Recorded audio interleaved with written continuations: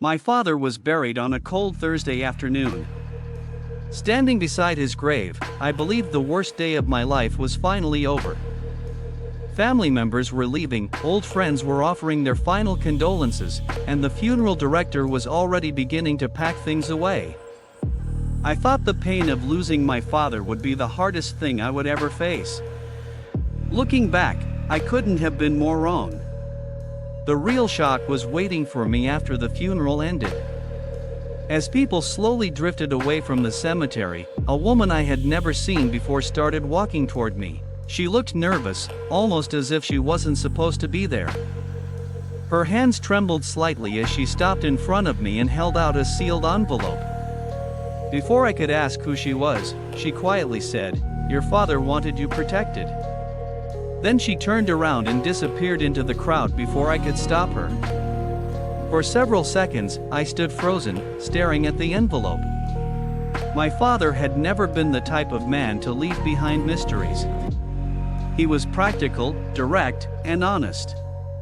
At least that's what I always believed. Eventually, curiosity got the better of me. I opened the envelope and unfolded the letter inside. The moment I saw the handwriting, my stomach tightened.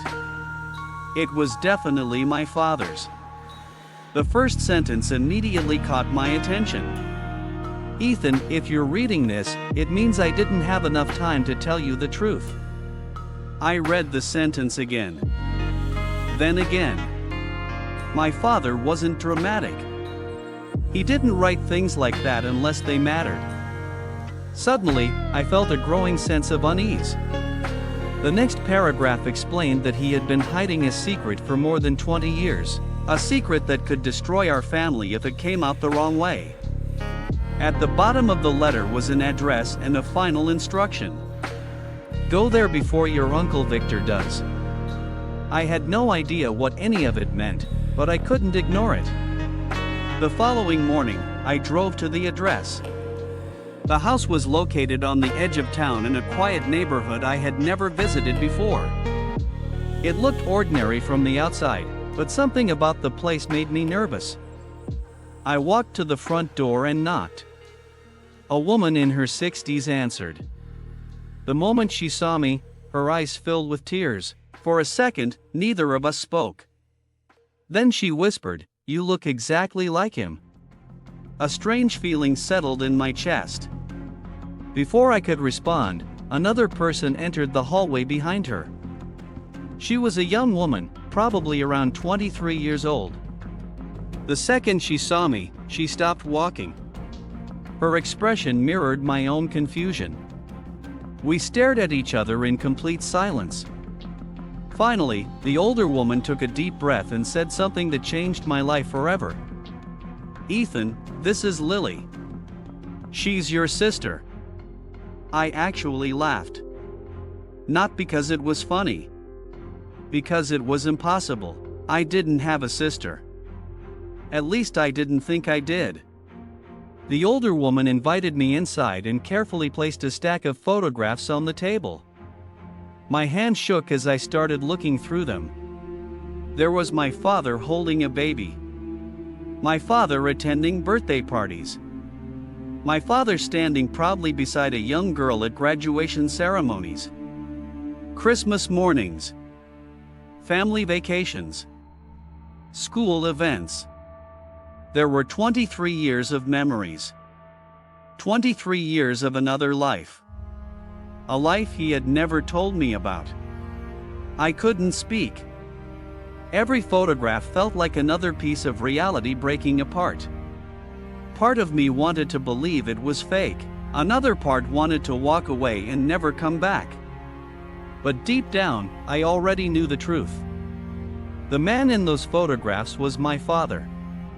Over the next few days, I learned more than I ever wanted to know. Lily had known who I was for years, but my father had made her promise never to contact me. He had been terrified that the truth would destroy both families. He supported her financially, attended important moments in her life, and remained involved as a father. He simply lived two separate lives. A week later, we met with my father's attorney. That's when things became even more complicated. The lawyer explained that my father had created a trust fund for Lily many years earlier. It wasn't a small amount of money. It was enough to completely change someone's future. Nobody in our family knew it existed. Especially my uncle Victor. Victor had spent years believing he would receive a significant portion of my father's estate. The moment he learned about Lily and the trust fund, he completely lost control. He accused Lily of being a scam artist. He accused the lawyer of fraud. He even accused me of helping create the story. Then he demanded a DNA test. Lily agreed immediately. A week later, the results arrived. The lawyer opened the envelope and quietly read the report. The result was 99.99%. Lily was absolutely my father's daughter. The room went silent. Victor looked like he had been punched in the stomach. Most people would have accepted reality at that point. Victor didn't. Instead, he hired investigators.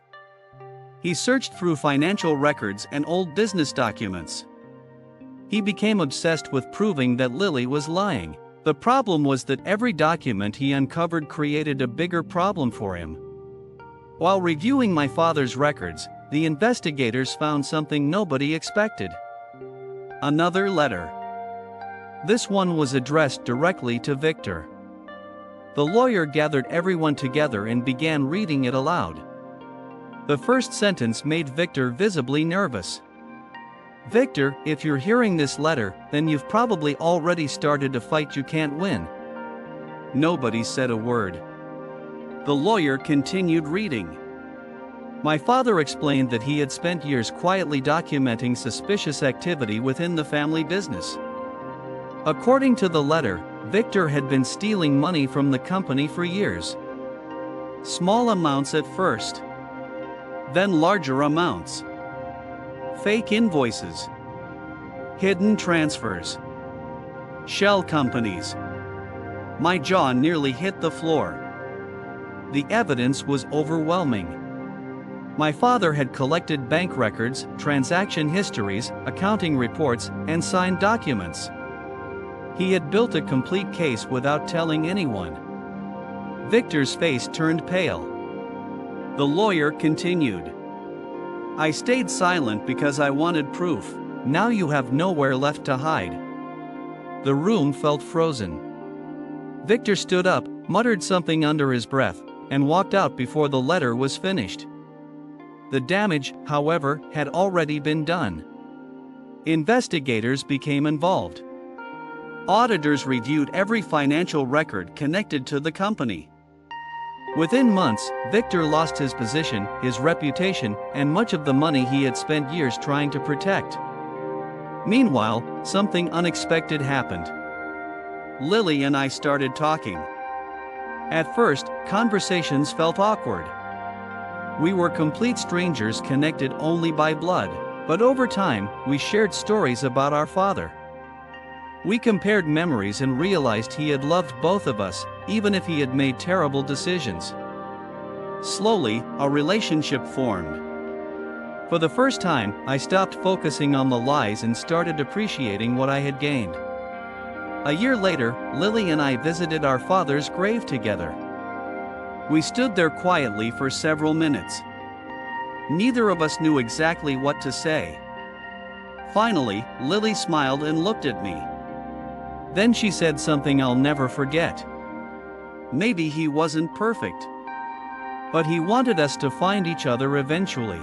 For the first time since my father's death, I felt a sense of peace. The truth had shattered my understanding of who my father was. It had exposed secrets, betrayals, and years of deception. But it had also given me something I never expected. A sister. In the end, I didn't lose family. I found it.